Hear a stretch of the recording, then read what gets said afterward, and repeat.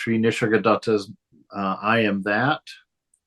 And we're in the section, we started it the week before last. What section is it?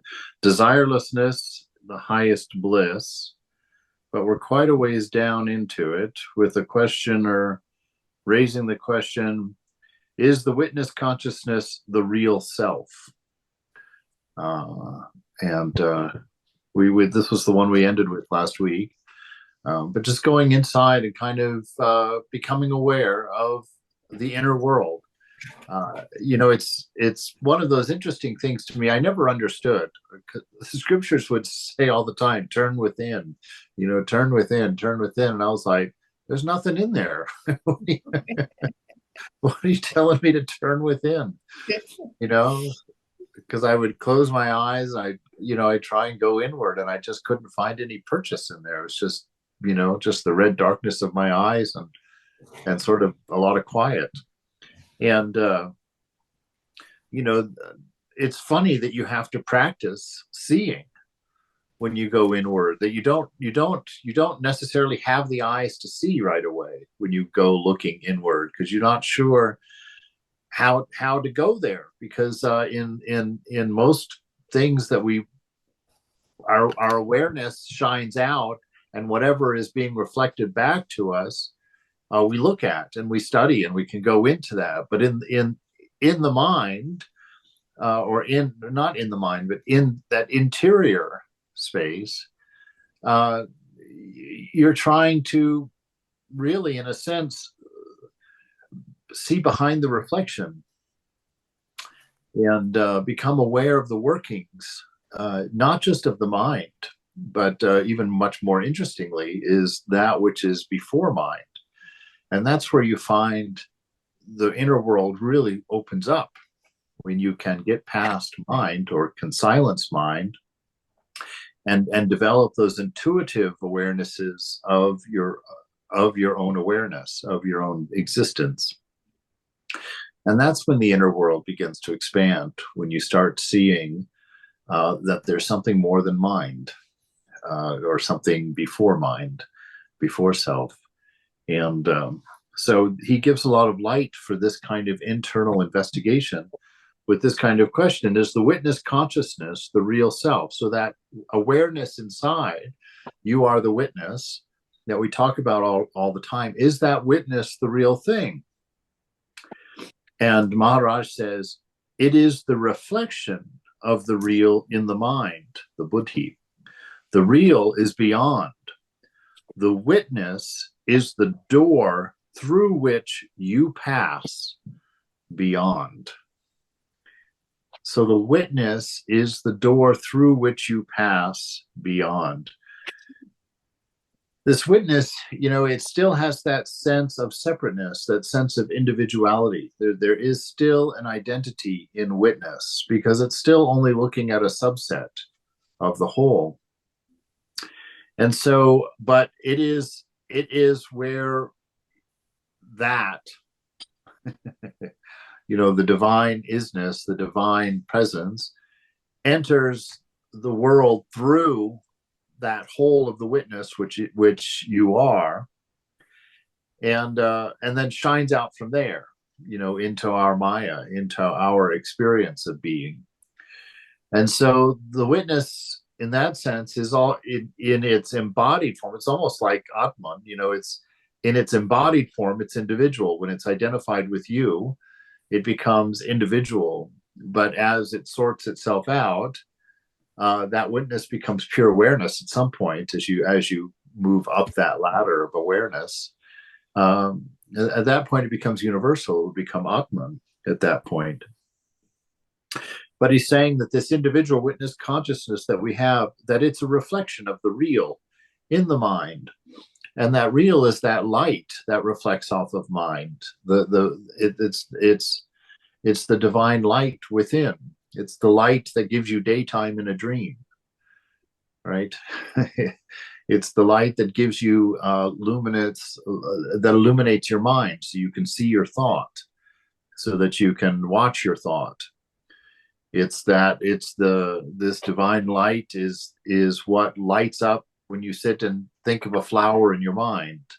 It is the light that allows you to see the flower in your mind. And that light is love. Its nature is pure love. And so anytime we're talking about a particular, we're dealing with just the reflection of the whole, but within a singular, with our local mind, our small mind. So he says it's the reflection of the real in the mind, the buddhi. The real is beyond. The witness is the door through which you must pass beyond. Right. It's like saying the flashlight is the door, and you're basically going to have to look at the other end of the flashlight. So you're going to have to learn how to use your flashlight backwards in order to find the door. Because the door, it's an interesting problem or an interesting arrangement. I think it's why we have so much trouble figuring it out, is because we're trying to go behind the light, as it were. To not look at things that are picked up by the senses, but by going behind the senses to look at who's feeling them, who's receiving that information from the senses. And that place you can't go in the traditional way. You have to go there intuitively by just turning all of your senses, all of your, not just your senses, but even the inner process changes a little bit, because instead of looking at the senses and being enamored with the senses, you withdraw that interest and you become aware of the apparatus that's engaged in that experience. Maharaj, I think, is that why attention is, or being in the present, whichever one or attention, as Ilichwara says it, is the same door, right? It is that apparatus. Yes. It is so through that full attention, that witness, that you can pass that door of the witness. Yes. Putting attention on attention will, I think, that's how Sri Nisargadatta seems to talk about it in other places. Becoming aware of awareness is how it is. But even when Ilichwara says to put attention on whatever thought there is, even if it's not awareness, if you put full attention, or like Thich Nhat Hanh was saying in that book you're reading, if you put it full attention of just being the witness on the breath, it takes away, it dissolves into that, as if passing through this door. Right. No? Yeah. You reach the same place. Yes. Well, yeah. I mean, you become aware of the space behind the mind. The single thought, the single awareness is basically getting the mind to be present. The mind has 1,000 little thought offshoots all the time, not just the single central thought. There's also related stuff. And even when you're experiencing silent mind, there's lots of partial thoughts that kind of spark out and touch different things. There's lots of levels of mind going on, at least in my own, from what I'm seeing. And so a lot of times you think you're quiet, but that just means that the gross mind, the gross thoughts are quiet, but the subtler thoughts are still firing back there. So this, anything that brings you into, whether you call it mindfulness, whether the practice of the presence, whether it's the mantra, whether it's, thinking of the image of your chosen ideal, all of these things are meant to gather the mind into a single stream of thought. And then that single stream of thought gets turned in on itself. Right. But you can't do that until the mind has been trained to have a singular line of thought and not just a bunch of distraction going on in there. Yeah. What happens, Swamiji? What happens when in deep concentration of anything, not necessarily anything that is spiritual? Right. Sometimes you are concentrating, right? So that's the thing. What exactly is it? Is it in one way focusing your thoughts? Yeah, it's controlling the mind is really what we're getting at. It's being able to focus the mind on a single thing. That's why Thakur says, if you see a great accomplishment in art, or a great singer, or any particular talent that has been really honed in on, Thakur says that person could easily be spiritual with just a slight turn to their mind, because they've done all of the same practices that we're doing, but they've done it for a particular reason, worldly development. Yeah. And so, yes, it's really just that control of ourselves that we have to get together first. That's where most of the work is trying to get that thread of the mind, wetted so that none of the fibers are sticking out, so you can loop it back through, in a sense, so you can loop it back through that hole into reality, that which is beyond, going through that little tiny thumb-sized hole from which your awareness is coming into mind. Yeah, there's a sect called Brahmakumaris. I think they use a black dot. Uh-huh. Yeah, and they concentrate, from what I understand. I may be wrong, and that's how they turn their attention inwards. Yeah, something. Yeah, it's kind of like tying up the cat, just so that you can move beyond it. Yeah. Like hold that thought, like you hold that mantra, and then while you're holding that mantra, you use that control of mind to put out your awareness all around the mantra. You know what I mean? You've got that singular thought. The mind's not wandering, it's not distracting you. And now you kind of open up a new way of using your inner light. You turn it on itself. You intuitively become aware. You expand while holding the mind in its saddle, or in its place. So you're no longer distracted. So you're not looking with your eyes. Now you can close your eyes and you can just open up an inner awareness where you kind of feel everything of the isness of the moment. No processing, because the mind is held. Just an intuitive isness, a very aware isness. So the questioner asks, well, what is the purpose? Yes. I'm sorry, can I tack on just a quick note about the Western scientific community is now, how they come up with these discoveries and they realize that the yogis have figured this out 3,000 years ago. But there's this concept now in therapy. It's called neurofeedback. It's relatively new, but they map. Oops. Tom just fell off the diving board. All right, we'll pick up with that thought in a minute. So what is the purpose of meditation? Maharaj, seeing the faults as the faults is meditation. This must go on all the time. Wow, there's a very different definition of meditation. Meditation is seeing the faults as the faults. Wonderful. That would be exactly right. Because meditation would be, ideally is the singular thought of the real, the singular thought of the divine, without vacating that stream of thought at all, like oil going from container to container.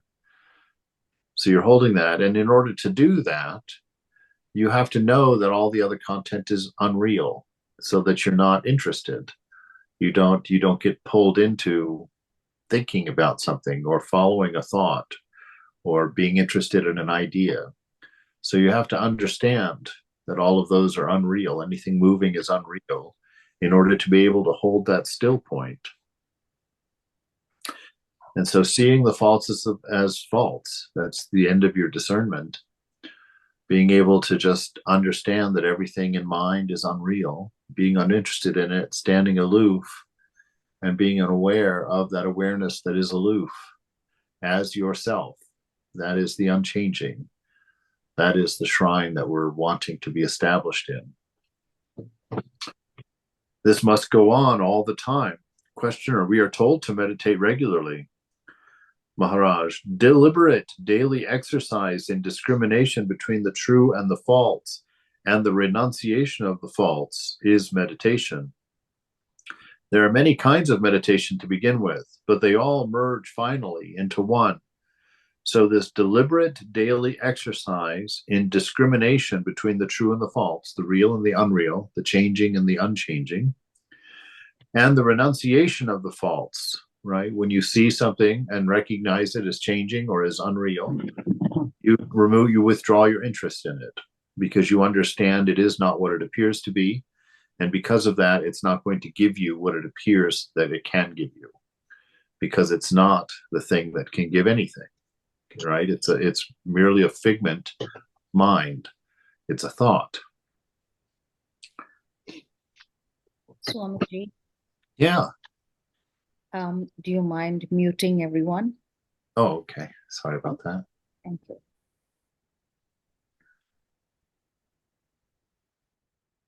All right.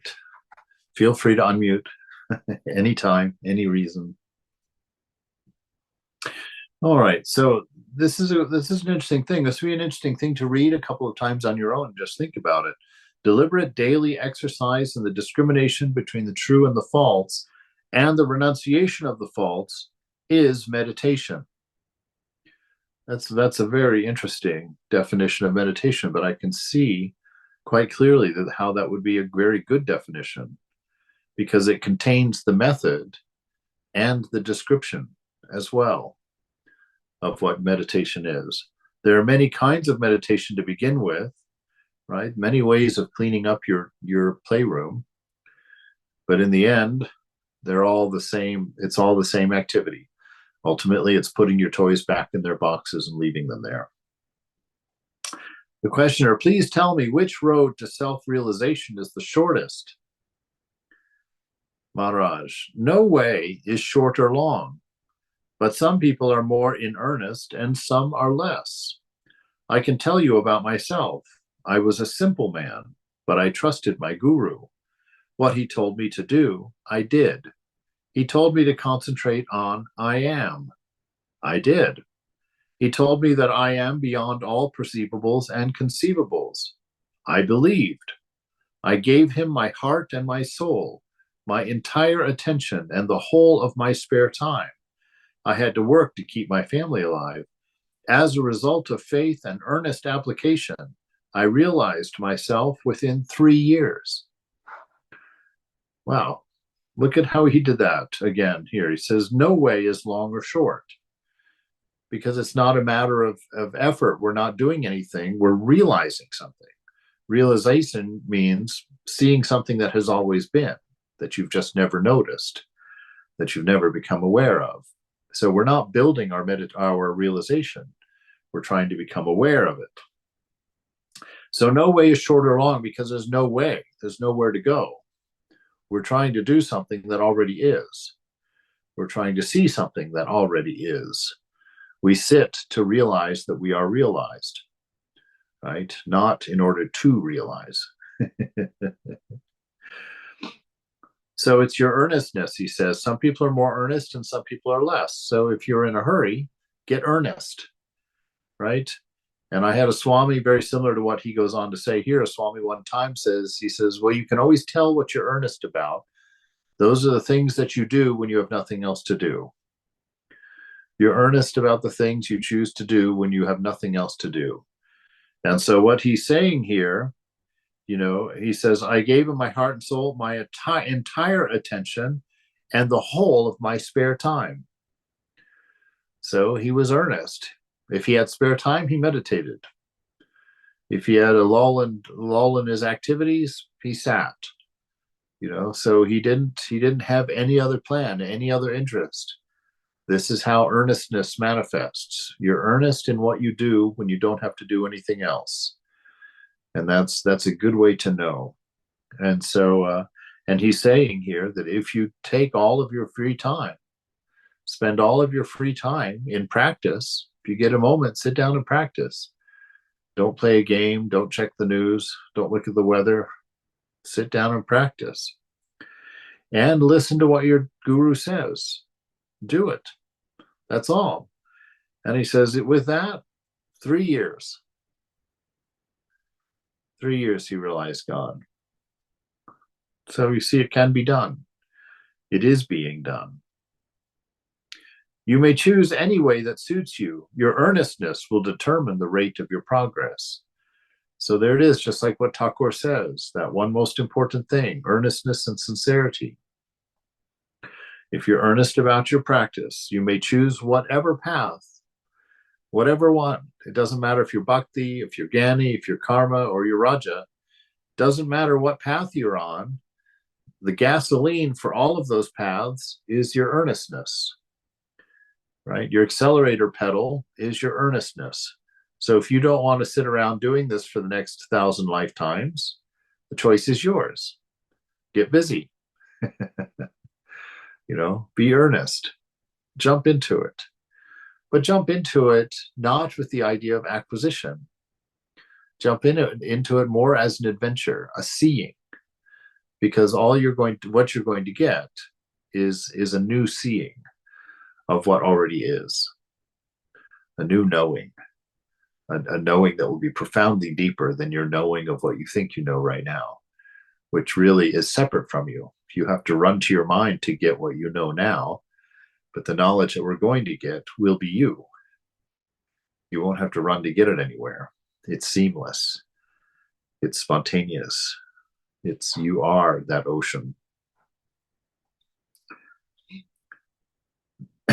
So the questioner is not quite happy with that answer. He says, no hint for me?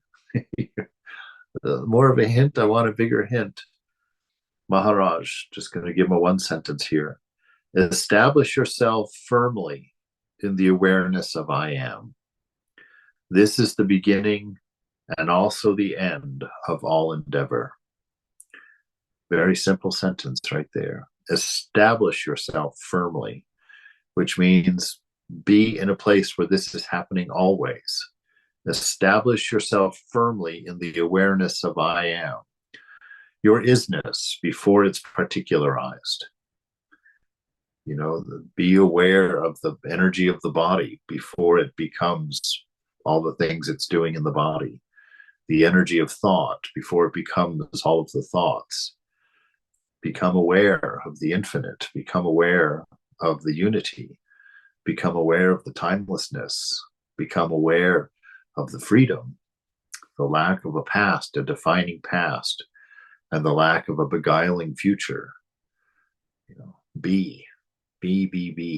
This is what he's saying. Just simply be aware of everything going on within by not being tantalized by anything going on. Let all of it point, let everything point to that which is looking at it. So even right now, as you're looking at your computer screen, don't be aware of the computer screen.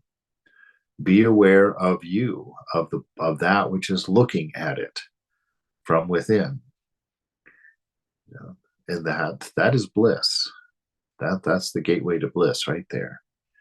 If you can even in this moment, you can feel it even now, I assume. That as I sit here looking at this screen and trying and letting go of my infatuation with what I'm looking at, and actually try and intuit that awareness up the line to that which is looking at the screen, and pay more attention to that than what you're paying attention to the screen. Really kind of a metaphor for what we're trying to do is when you look around the room, you see your objects everywhere and you pay attention to the object. What we're trying to do is look around the same room, but see the space between objects instead of the objects. See the space in the objects. When you're listening to sound, instead of listening to the sounds, which is what we normally do, listen to the silence between the sounds. So that's kind of a metaphor for what we're trying to do. We're trying to not be interested in the things being presented, but to try and increase our awareness of that to which it's being presented to, the sense of I, the sense of is, the sense of I am inside. And so he says here, establish yourself firmly. This means this is an all the time thing. This is not a practice hour kind of thing. This is life. This is a life thing. Establish yourself firmly in the awareness of I am. This is the beginning, okay? But he also says it's the end of all endeavor, because actually that awareness will take over. Once that awareness of awareness is established, knowledge will just seep up from this infinite you into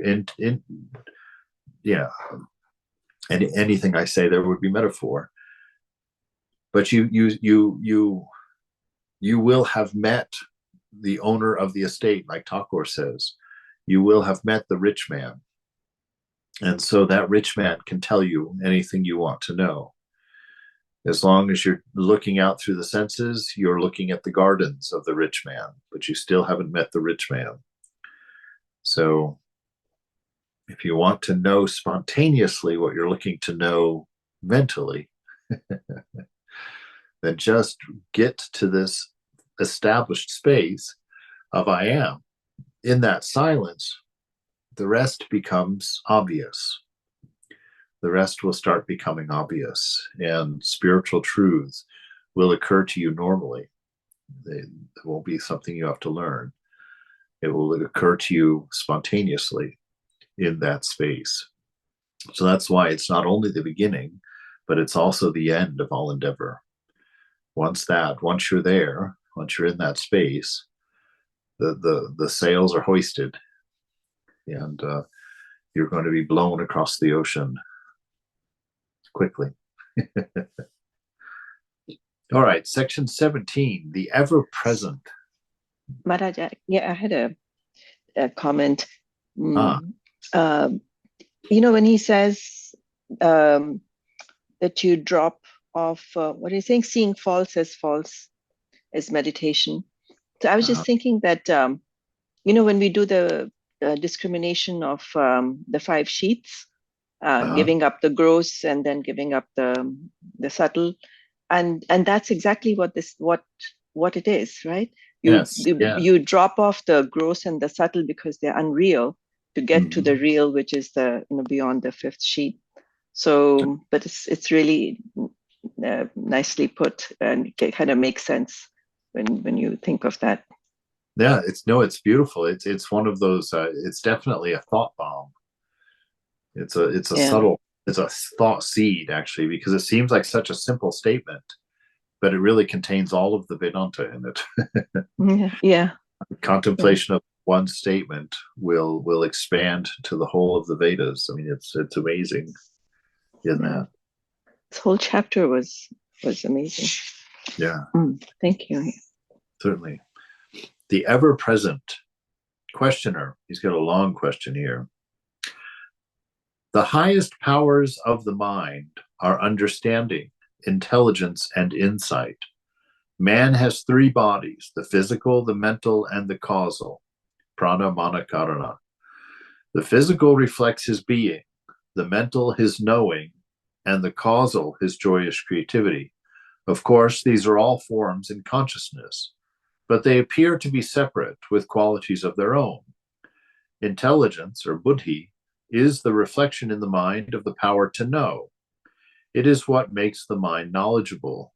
The brighter the intelligence, the wider, deeper, and truer the knowledge. To know things, to know people, and to know oneself are all functions of intelligence. The last is the most important and contains the former too. Misunderstanding oneself and the world leads to false ideas and desires, which again lead to bondage. Right understanding of oneself is necessary for freedom from the bondage of illusion.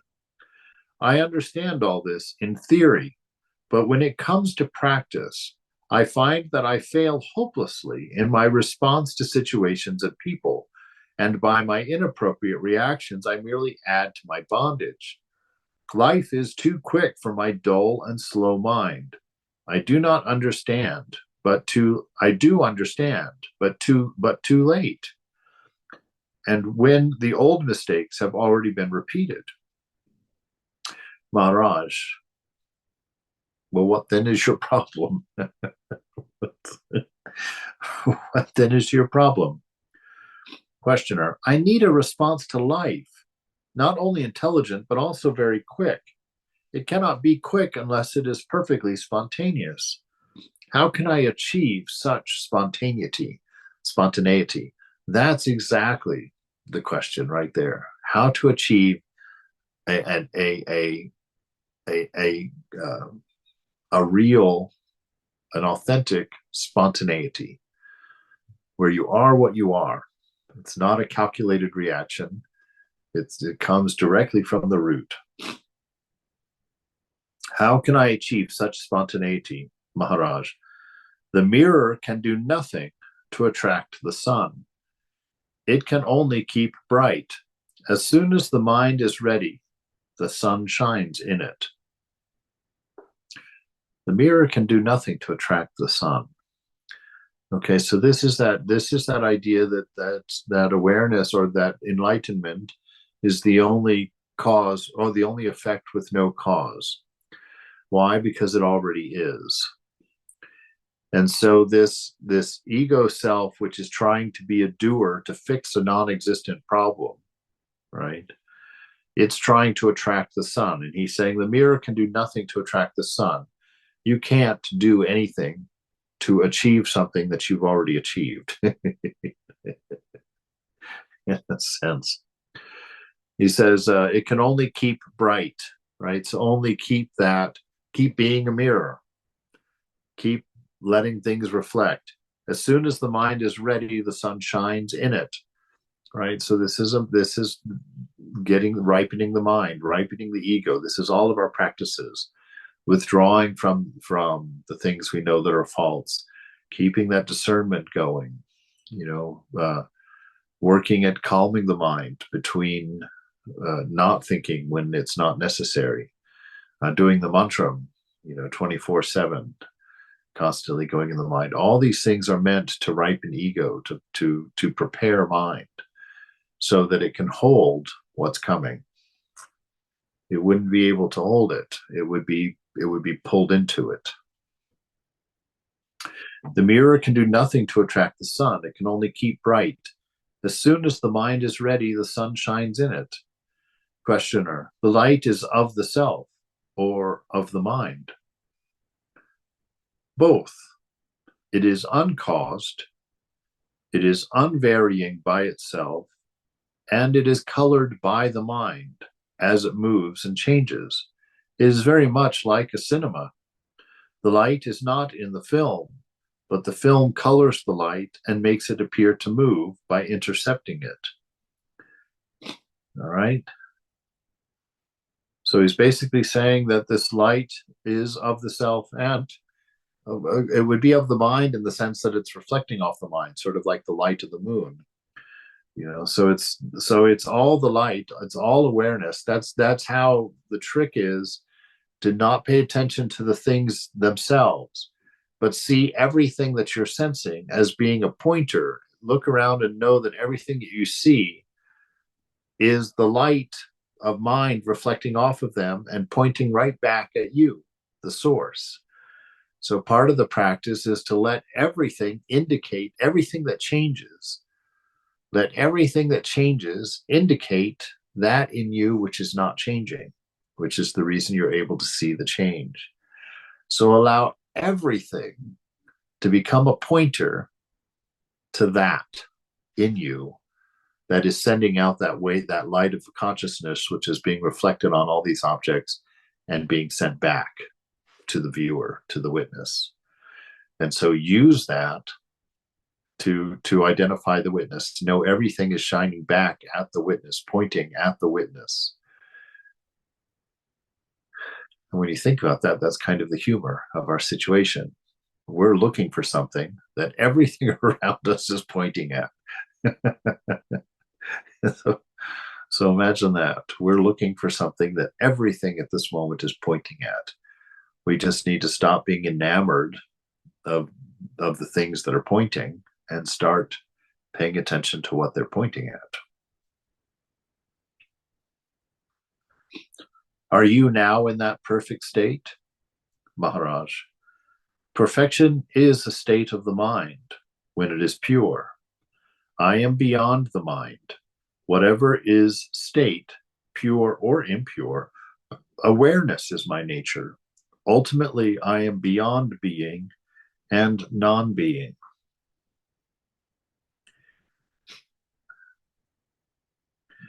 Perfection is a state of the mind when it is pure. Okay. Pure mind and Atman, pure mind and Brahman are the same. But I am beyond the mind. Right. I shine before I'm reflected. Right. So I'm before the mind, I'm beyond the mind. So I shine even before it's reflected in mind. It's like the light of the sun is in the room. It's interesting because we can't see it until it reflects off of something, right? The light in this room, you can't see until it reflects off of an object back to you. But the light of the room is here, right? And so we become aware of the light by noticing it reflecting off of everything else. Through that, we become aware of the presence of light in the room. If we don't do that, then you just simply can't see the light. You can't know of light without studying its reflections, because the light itself can't be seen. That's what we experience at night. The dark of the night sky is not that there's no light, it's that there's nothing reflecting the light. And so we only see dark. We don't see the light, even though the night sky is pregnant with the light of trillions of suns. And yet we don't see the light. So it's like that. Swamiji? Yeah. When he asks the question, are you now in the perfect state?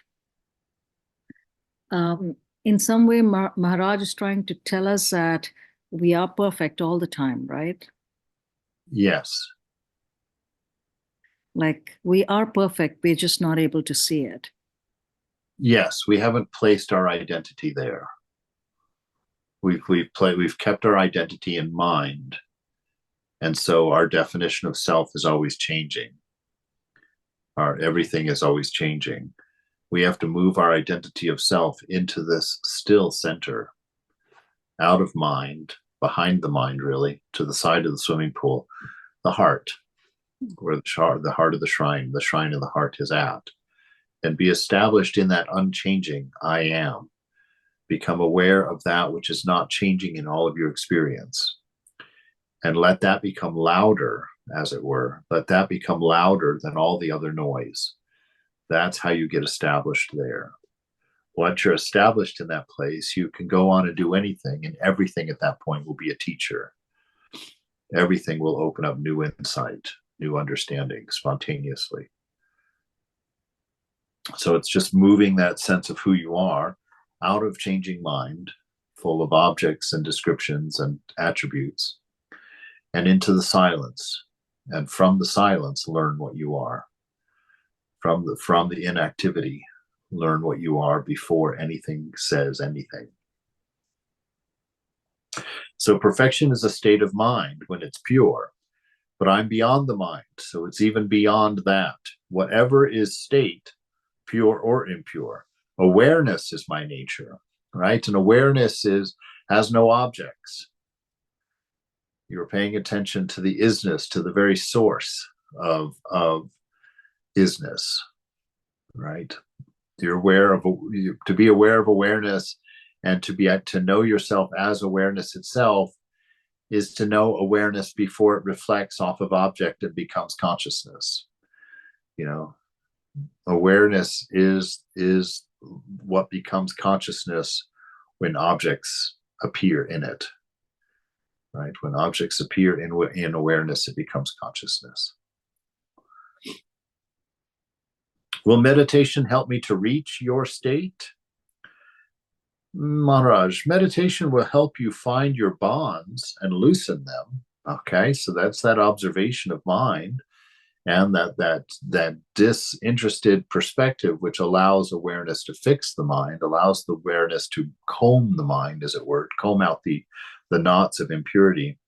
So meditation will help you find your bonds and loosen them, untie them, and cast your moorings.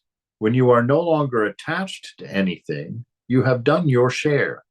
The rest will be done for you. This is wonderful. Look at this sentence. This is an amazing thing. So all of our practice is the undoing. That's what we've been told forever. And your meditation isn't about seeing God.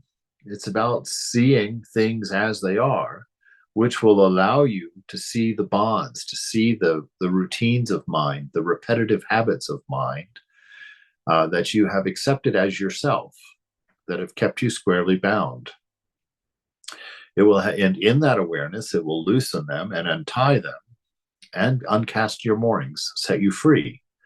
When you are no longer attached to anything, which is that state of knowing things of the mind to be false, to be unreal. When you are no longer fooled into thinking that they're real and that you can get something from them, right? You have done your share. That's what you're to do.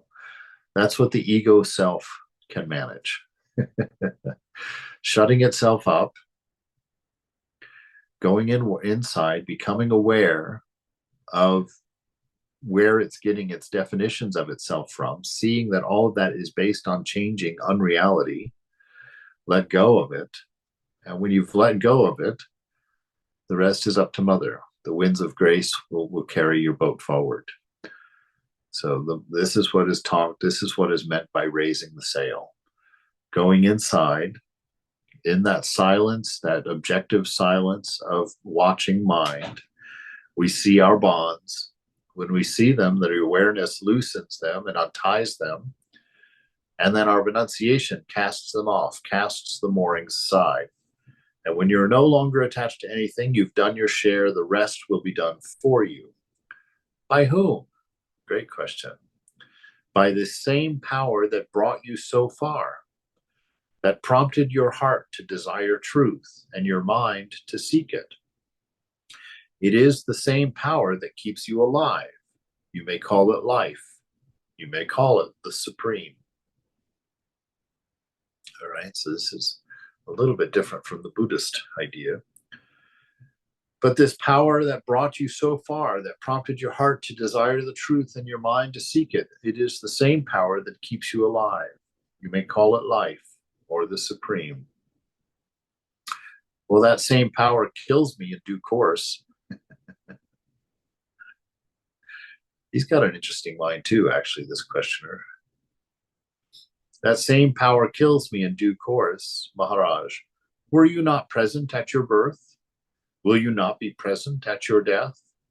Find him who is always present, and your problem of spontaneous and perfect response will be solved.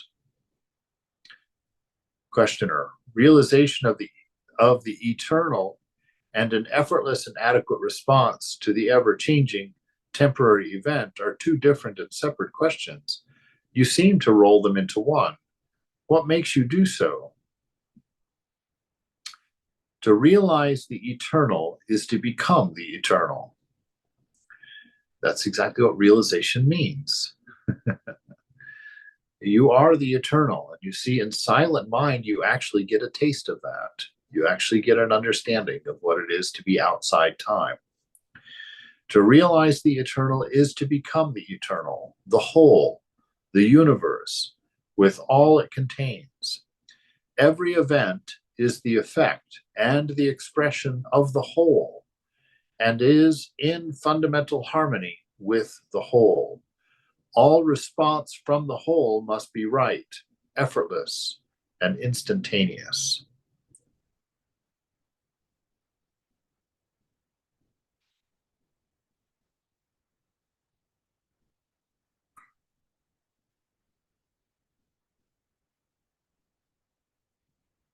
It cannot be otherwise if it is right.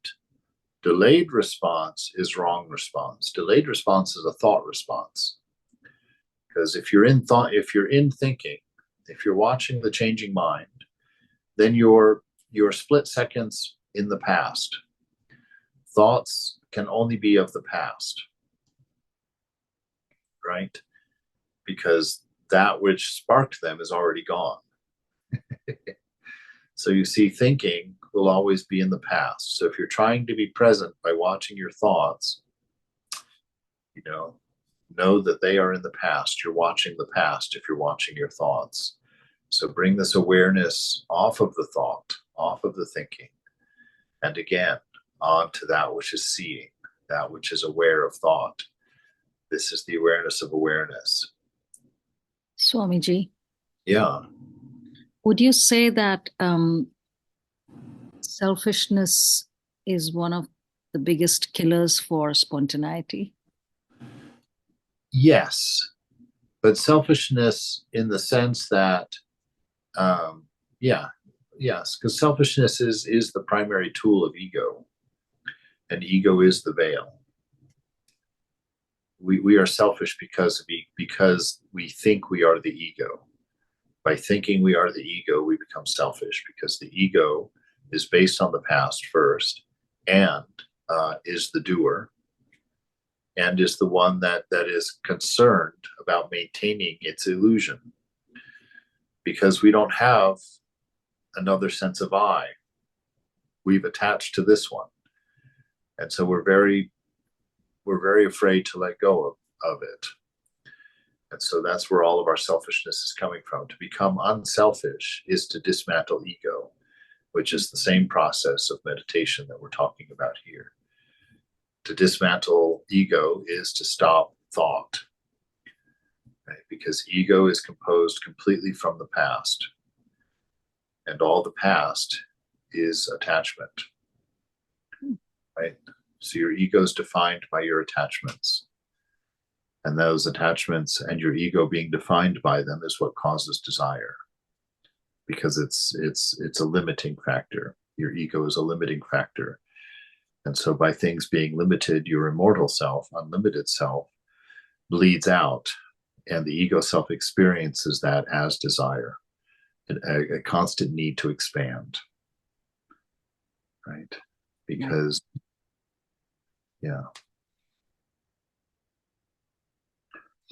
It cannot be otherwise. If it is right, delayed response is wrong response. Thought, feeling, and action must be one and simultaneous with the situation that calls for them. Questioner, how does it come? I told you already.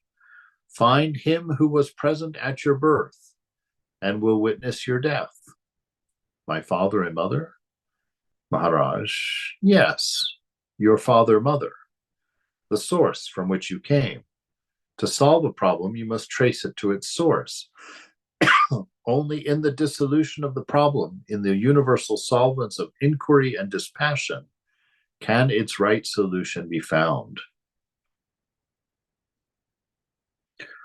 The universal solvents, inquiry and dispassion.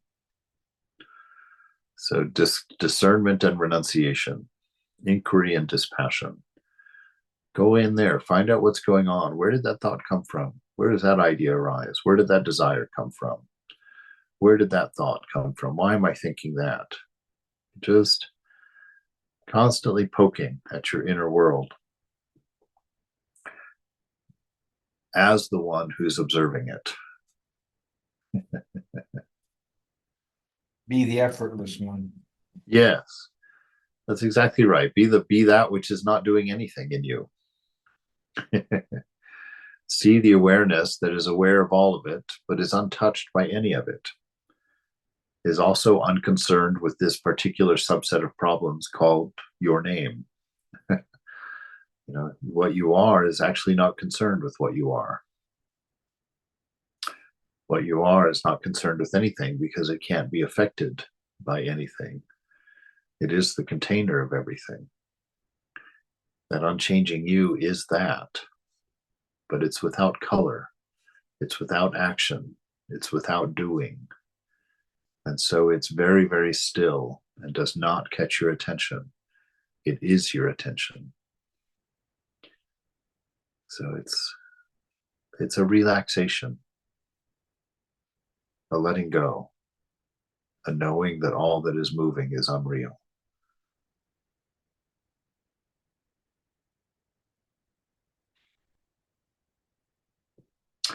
All right, we'll jump in. He's got one more long question. We'll end with this one. Section 18, to know what you are, find what you are not. This is the best way to do it.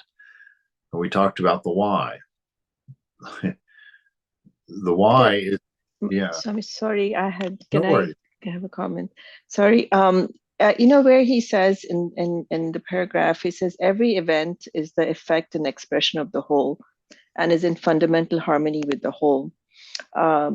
So all response from the whole must be right, effortless, and instantaneous. So, when reasons, so when he says all events, every event, so if you look at the world, you look at the events that are happening, and at the face of it, one says not right? But then the idea is to discriminate and say they're not real, and therefore the expression of the whole is in fundamental harmony.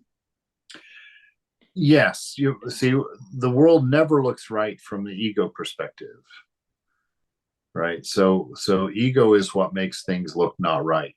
So it's what gives us the sense of separateness and individual, and the sense of need and hunger. When we look at the same world, but without dropping into the mind,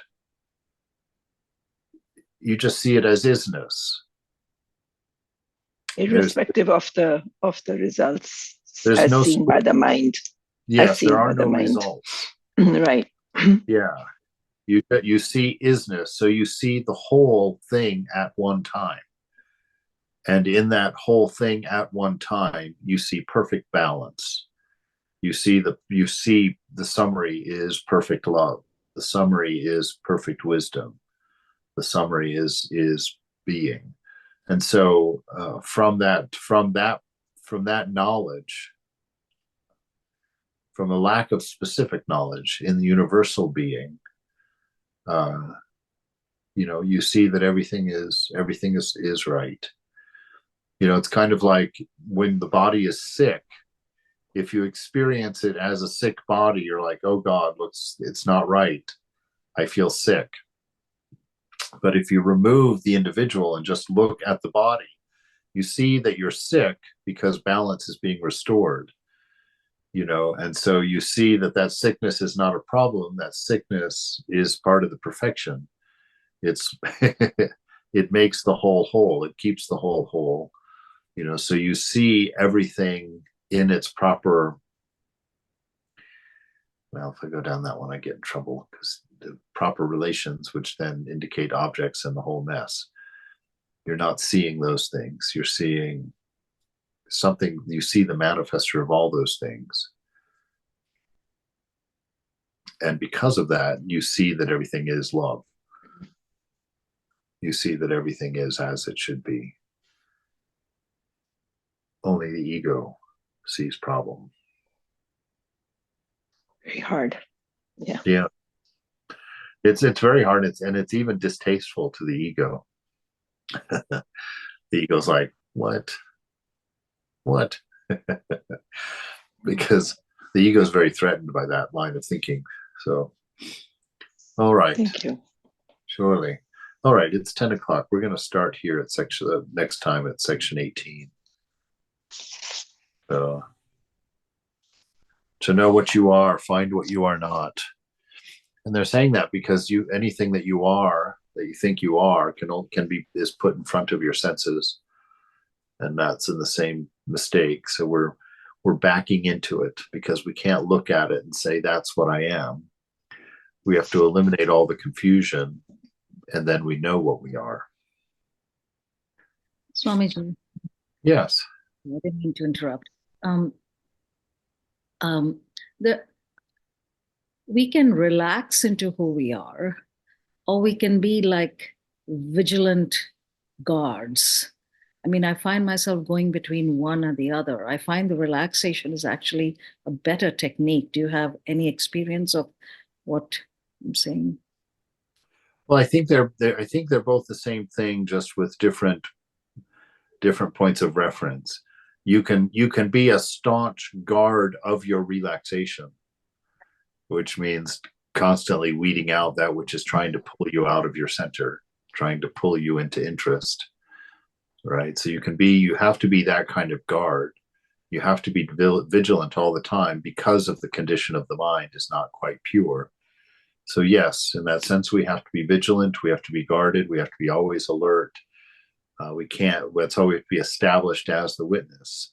We are effortlessly watching always. And, but the relaxation into it means the relaxation is letting go of ego, the sense of doership, right? And so letting go of the sense of doership, the egoistic idea of self based on our past, we're letting go of that. That's the work. But we're doing that through vigilance, through awareness. But the relaxation is in that we are simply letting go and letting go and letting go and letting go and letting go and letting go. We're not doing. We're just letting go, letting go, letting go. So that's that. I think that's what Vipassana is, that watching the thought arise, letting it go, letting it go, letting it go, right? This is the practice of non-attachment. Let it go, let it go, let it go. And then when you've let go of everything, there you are. But you won't think about it, because a thought can't hold what you are. If you think about it, you're back in ego space, back in particulars. So you see, this knowing can only be spontaneous. It cannot be calculated. The factor of time is so restricting, actually. Yeah, well, the factor of time really is just the rate of thought in your mind. That's what time is, in my limited understanding of things. But your time is the rate at which thought is happening. You'll find that in your meditation, if you've got a very active mind, meditation takes a very long time. You sit there, you're like, oh my God, only 2 minutes has passed, I'm dying. But when the mind is quiet, when the rate of thinking is very low, suddenly you have a very different experience. You open your eyes, you look, you've been sitting there an hour and a half. You're like, oh my God, I thought I just started. So it's that's that experience of timelessness. That's the experience of your immortality right there. When you quiet the mind, time ceases. You know, it's not a factor anymore. Time is the rate of thinking. Maybe play with that one. Let me know if that's true or not. But that's as I've understood it. Time is the rate of thinking. You do. Thank you. Yeah. All right. Let me turn this off.